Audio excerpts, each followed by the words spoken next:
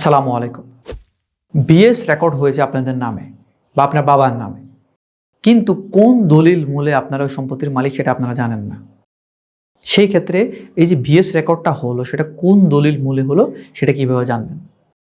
এটা আপনার বাবা হতে পারে, অথবা এমন হতে পারে আপনার প্রতিপক্ষ হতে পারে। আপনারা জানেন জমিটা আপনাদের, কিন্তু আপনার প্রতিপক্ষের নামে বিএস রেকর্ড হয়েছে, তারা দখল করতেছে, তারা বলতেছে এটা তারা মালিক, কিন্তু কোন দলিল মূলে মালিক তারা সেটা বলতেছেও না, তারা দেখাচ্ছেও না, আপনারা খুঁজে পাচ্ছেন না। সেক্ষেত্রে করণীয় কি? যে কোনো রেকর্ড যখন সরকারিভাবে করা হয় তখন গিয়ে দেখা হয় স্পটে কে ওই জমিটার দখলে আছে। সাধারণত খতিয়ানটা তৈরি করা হয় দখল দেখে। পাশাপাশি এটাও দেখা হয় যে আপনি যে দখলে আছেন সেটা কোন শর্তে, কিসের ভিত্তিতে আপনি আছেন।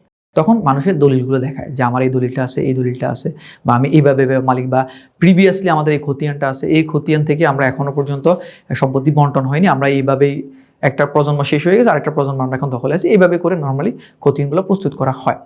তখন দেখবেন খতিয়ানের একদম ডান পাশে মন্তব্য কলমে লেখা থাকে যে আপনি কি শর্তে এখানে আছেন, এখানে দখল সূত্রে আছেন, না খতিয়ান সূত্রে আছেন, নাকি হচ্ছে দলিল সূত্রে আছেন, এটা লেখা থাকে।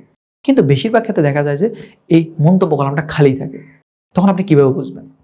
তখন আপনার বোঝার জন্য কিছু পরিশ্রম করতে হবে। পরিশ্রমটা হচ্ছে এই যে প্রথমে যে জরিপটা চালানো হলো তখন মাঠ পর্চা বলে একটা জিনিস আছে, যেটা হচ্ছে প্রাইমারিলি যখন জরিপটা করা হয় তখন ওই জরিপটা, আপনার জমিটা জরিপ করার পর ওনারা হাতে একটা মাঠ পর্চা লিখে আপনাকে দিয়ে যাবে।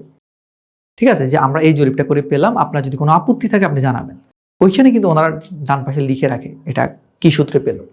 এখন আপনি ওইটার মাধ্যমে খোঁজ নিয়ে দেখতে পারেন যে মাঠ পর্চাটা কোথায় আছে, মাঠ পর্চাটা কালেক্ট করলেন, মাঠ পর্চা কালেক্ট করার পর ওইখানে লেখা থাকবে যে এটা কোন দলিল সূত্রে বা কোন খতিয়ান সূত্রে বা কি সূত্রে, এক কথায় কি সূত্রে সে মালিক হলো। এমন হতে পারে একটা লোক আপনার জমি জোর করে দখলে আছে এবং দখল সূত্রে সে মালিক দেখাচ্ছে, তাহলে তার এই দখলটা ভ্যালিড থাকবে না। কারণ আপনি যদি মামলা করেন আপনার প্রপার ডকুমেন্টস দিয়ে, তাহলে অটোমেটিক খতিয়ান সংশোধন হয়ে তাকে ওখান থেকে আপনি উচ্ছেদ করতে পারবেন।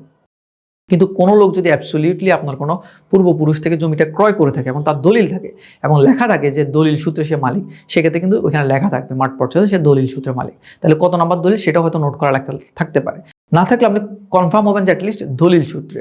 এরপর আপনার যে কাজটা সেটা হচ্ছে যে আপনি যদি বুঝতে পারেন যে কে ক্রেতা কে গ্রহীতা, তারপর হচ্ছে আনুমানিক কত সালের মধ্যে দলিলটা সম্পাদন হতে পারে, সেরকম একটা ডেট দিয়ে ওই নামগুলো দিয়ে আপনি চাইলে সাব রেজিস্ট্রি অফিসে তল্লাশি দিলে অথবা জেলা রেকর্ড রুমে তল্লাশি দিলে আপনি দলিলটা পেয়ে যেতে পারবেন। আর মাঠ পর্চা যেটা কথাটা বললাম, মাঠ পর্চা যদি কোনোভাবে না পান তাহলে আপনি ভূমি অফিসে একটু যোগাযোগ করবেন।